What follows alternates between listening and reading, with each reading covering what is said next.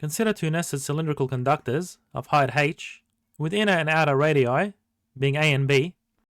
A charge plus Q is uniformly distributed on the outer surface of the inner cylinder, and minus Q is uniformly distributed on the inner surface of the outer cylinder. And assume that the height of the conductors is much larger than the outer radius, so the cylinders can be considered infinitely long, and end effects can be ignored. And in part A, we'll calculate the magnitude of the electric field between the two cylinders. So given the cylinders can be considered as infinitely long, we can use symmetry and construct a Gaussian surface that's cylindrical between those two cylinders. And the Gaussian surface is a cylinder with radius r and height h that's going into the screen. So the electric field will only have a radial component due to symmetry. So the electric flux through the cylinder is the electric field by the surface area of the cylinder, which is 2 pi r by h, and that's equal to the enclosed charge, which is positive Q, on the electric permittivity. So solving this equation gives us the magnitude of the electric field, which is a charge on 2 pi epsilon naught h by the reciprocal of r. And in part B, we'll calculate the potential difference between the inner and outer cylinder.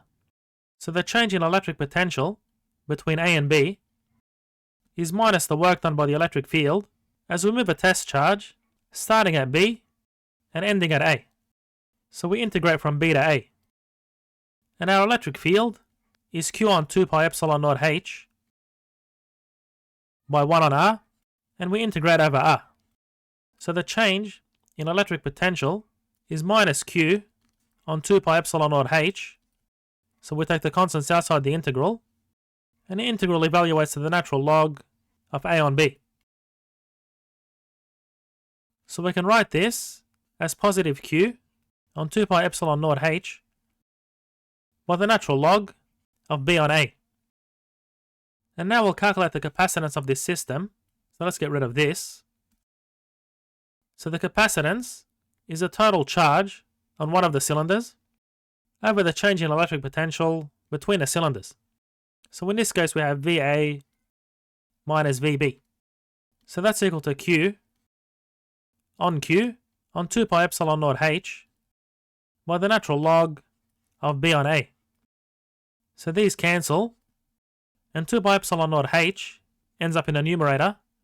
So we get the capacitance is 2 pi epsilon naught h on the natural log of B on A. And now let's go to part D. Something similar to this arrangement of cylinders has been used by students at MIT in a class experiment. Numerically evaluate the capacitance for the dimensions of the apparatus that they use in their experimental setup. So if the capacitance is 2 pi epsilon naught, we're using this expression. Epsilon naught is 1 over 4 pi by 9 by 10 to the 9 meters per farad, and h is 15 centimeters, which is 15 by 10 to the minus 2 meters, and we have the natural log of B on A, which is 7.25 centimeters on 4.25 centimeters. So we don't need to convert these units in a natural log because they cancel. So that'll give us a result in units of farad, and we multiply by 10 to the 12 to get our result in picofarads. So we get 15.6 picofarads. Now let's move on to part E. Find the electric field energy density as a function of radius at any point between the conducting cylinders. Use that density to determine how much energy resides in a cylindrical shell between the conductors of radius r, height h, thickness dr, and the following volume. And then integrate your expression to find the total energy stored in a capacitor. So to find the differential energy, recall that the energy stored in the electric field of the capacitor is the integral of the electric energy density by the volume between both shells of the cylindrical capacitor. So we had something like this, and the volume of the cylindrical shell that we're going to integrate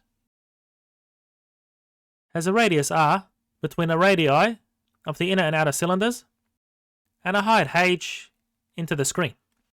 So the differential form of this expression is du is equal to the energy density of the electric field, which is 1/2 by epsilon naught by the square of the electric field, and the differential volume is 2 pi r h dr. So if we make our substitution for the electric field, we have 1/2 epsilon naught by q squared on 2 pi squared, which is 4 pi squared, epsilon naught squared, h squared, on r squared. So recall we got the electric field in part A, and let's multiply by 2 pi r h dr. So doing some cancellations, we get pi cancelling with pi, epsilon naught cancelling, h cancels with h, and r cancels with r, and 2 cancels with 2. So we get q squared on 4 pi epsilon naught h by the reciprocal of r dr. And if we integrate both sides of this equation from r equals a to r equals b, we get the total energy stored in a capacitor. So we're integrating q squared on 4 pi epsilon naught h by 1 on r with respect to r. So taking the constants outside the integral, we get q squared on 4 pi epsilon naught h by the natural log of b on a.